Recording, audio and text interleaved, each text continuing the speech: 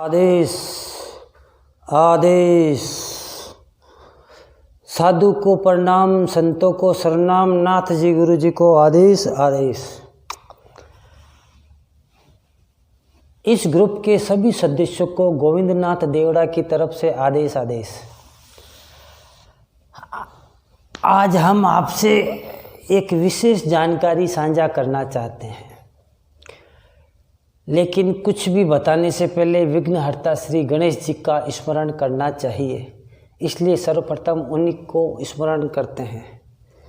गणपत वीर भूखे मसान, सौ फल मांगू सौ फल देत, गणपत देखे गजपत डरे, गणपति के छत्र से बादशाह डरे, मुख देखे राजा प्रजा डरे, हाथा लाडू चढ़े सिंदूर ओलिया, गौरी का पुत्र गुगल की ढेरी, रित सिद्ध गणपत लाए गणेरी, गिरनारपति ओम नमो स्वाहा आदेश। अभी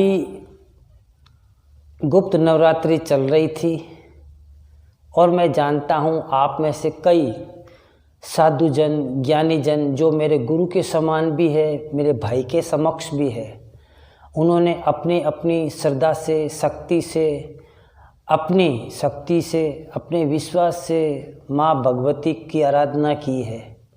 और मैं परम परमेश्वरी भगवती महाकाली से प्रार्थना करूँगा कि आप सबकी इच्छाएं संपूर्ण हो और आप सबकी भक्ति में रंग लाए। इस गुप्त नवरात्रि के बाद ये हमारा पहला वीडियो है। हमसे कल ही फ़ोन के माध्यम से बक्सर के रहने वाले अशोक कुमार जी, बिहार बक्सर के रहने वाले, उन्होंने कुछ प्रश्न पूछे थे, 2 प्रश्न। एक का जवाब हम पोस्ट के माध्यम से फेसबुक पर व्हाट्सएप पर दे चुके हैं, मगर दूसरे प्रश्न का जवाब हम देते हैं। क्या होता है कि इस संसार में परिवर्तन होता रहता है, परिवर्तन संसार का नियम है, और इस संसार में कोई ऐसा इंसान नहीं जो सुखी हो। हर इंसान को कोई ना कोई दुख तो रहता है। अब अशोक कुमार जी ने कहा कि उनका भाई काफ़ी समय से बीमार है, कई जगह गए, इलाज करवाया, कुछ फ़र्क नहीं पड़ रहा है और उनको समझ में नहीं आ रहा है। तो देखिए, कई बार तामसिक शक्तियाँ जैसे भूत प्रेत जिन्नात कलवा वीर ये परेशान कर देते हैं, कई बार ब्रह्म राक्षस परेशान करते हैं, कई बार आपका खुद का खान पीन खराब होने के कारण आदमी बीमार होता है, कई बार नक्षत्र खराब होते हैं, मगर किसी न किसी परेशानी से आदमी बीमार होता है और बीमार होने के साथ खुद तो दुखी रहता है, साथ में रहने वाले भी दुखी रहते हैं। उन सब के लिए एक विशेष जानकारी बता रहे हैं कि करोड़ों साधकों में एक आधा कोई साधक है जिसे हम जानते हैं, बाकी और भी होंगे, पर मेरी नज़र में वो अच्छे साधक हैं। वह जो भगवान शिव का महामृत्युंजय मंत्र है, उस मंत्र के पीछे कौन सी शक्ति कार्य करती है, उसे बोलते हैं शुभ कात्यायनी। शुभ कात्यायनी, शुभ कात्यायनी के साथ उसे रक्षक शक्ति भी बोलते हैं। उन कात्यायनी जी के मंत्रों का हवन द्वारा एक यज्ञ किया जाता है और यह यज्ञ शमशान में रहकर 9 दिन तक लगातार रात्रि के 12 से 3 इन 3 घंटों के बीच में जहाँ पर मुर्दे को जलाया जाता है, उसी जगह पर जहाँ पर मुर्दे का दिल रहता है, जहाँ पर मुर्दे की छाती या पेट रहता है, उस जगह बैठकर उत्तर की तरफ मुंह करते हुए उस जहाँ पर मुर्दे का सर रखा जाता है, उस जगह पर हवन किया जाता है। और इस हवन में घी, देसी की गाय का शुद्ध, जौ के दाने, गुड़िया शक्कर, गूगल धूप, गूगल और इलायची, इसके साथ में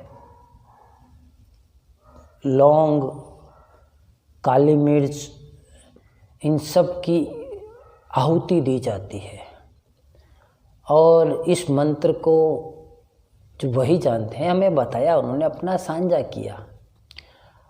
उस मंत्र से वो प्रतिदिन 11 माला हवन करते हैं, 12 से 3, और वहीं शुभ कात्यायनी जी की प्रार्थना करते हैं, सेवा करते हैं।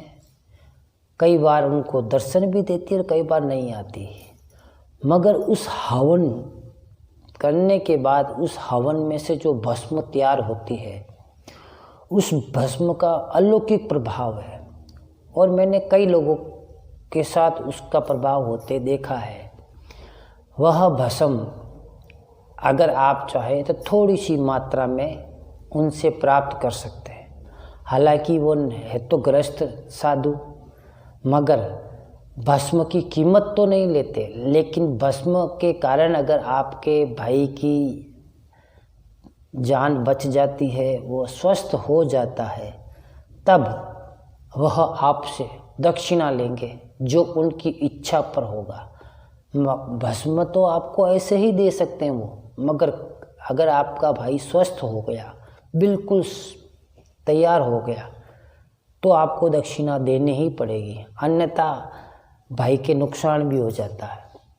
क्योंकि जब कोई साधक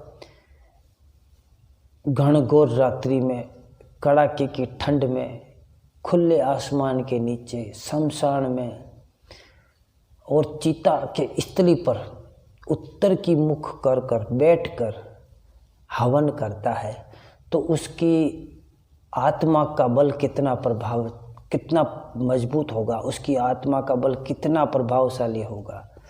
जब वो करता है तो उसके लिए उसको भी तो दान दक्षिणा चाहिए।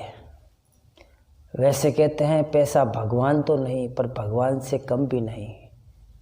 और जब डॉक्टरों के पास जाकर आप हजारों लाखों रुपए ऐसे ही दे सकते हैं, जबकि वहाँ पर कोई गारंटी नहीं होती।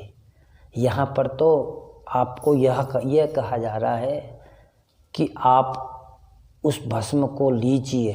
अगर आपके परिवार में कोई भाई बीमार है, बहन बीमार है, हॉस्पिटल में है, सीरियस मैटर में है, आप उस भस्म का प्रभाव देखिए। अगर आपके परिवारजन, आपके रिश्तेदार अगर स्वस्थ होते हैं, तो आपको दक्षिणा देने में मेरे ख्याल से कोई आनाकानी नहीं होनी चाहिए। हालांकि हमें तो देने वाले बाबा भैरवनाथ हैं, बाबा की कृपा से हमारी गाड़ी तो चल जाती है। हमने उनका बताया है कि वो इस प्रकार की पूजा करके एक विशेष भस्म तैयार करते हैं। और जब आप जानते हो कि आम की लकड़ी पर इतने शुद्ध घी का, गूगल का, जौ के दाने, गुड़िया शक्कर, इलायची, काली मिर्च आदि का हवन होगा, तो वो शरीर में फ़ायदा ही करेगा। और उनसे अभी मुलाकात हुई थी, बातचीत हुई थी, उन्होंने भस्म तैयार की है। वो ज़रूरतमंद को ही देते हैं, उसी को देते हैं जो उस भस्म की कीमत जानता है। वैसे वो भस्म बिकाऊ नहीं है। मैंने आपके इस प्रश्न का जवाब दिया है। आप एक बार देखें, उस भस्म को लेकर अपने भाई को ग्रहण करवाएं। अगर भाई स्वस्थ होता है तो फिर आप उनकी श्रद्धा के अनुसार उनको दक्षिणा प्रदान करना। और जाते जाते आपसे हाँ, अगली बार हम आपको कच्चा कलवा, कच्चा मसाण के बारे में कुछ जानकारी बताएंगे। बाबा का आदेश हुआ है, मगर वो सिर्फ जानकारी रखना, उसके कहे अनुसार कार्य मत कीजिएगा। बाकी आगे आप स्वयं समझदार हैं। अब आज्ञा प्रदान कीजिए।